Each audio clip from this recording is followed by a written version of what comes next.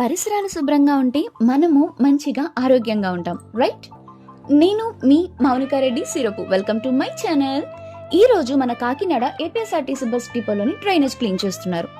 Drainage clean చేయడం కూడా ఒక వీడియోనా అని క్వశ్చన్ మార్క్ వచ్చేసిందా? అయితే వినేయండి.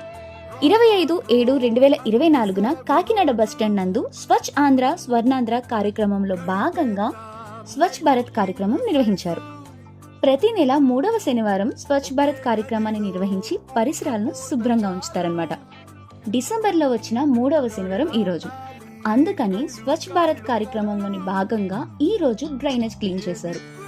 Depot manager, assistant manager, station manager, RTC supervisors, RTC vigilance security సిబ్బంది, ఆర్టీసీ హమాలీలు, గ్యారేజ్ సిబ్బంది, డ్రైవర్లు, కండక్టర్లు, బస్టాండ్లోని ఉద్యోగులు అందరూ కలిసి శుభ్రం చేశారు. పరిసరాలు శుభ్రంగా ఉంటేనే మన ఆరోగ్యం మన చేతిలో ఉంటుంది, రైట్? సో మరి మన వంతుగా మనం కూడా చెత్తని ఇక్కడ అక్కడ పడేయకుండా డస్ట్బిన్లో వేసుకొని మన చుట్టూ ఉన్న పరిసరాలను కూడా శుభ్రంగా ఉంచుకుందాం, అవునా కదా?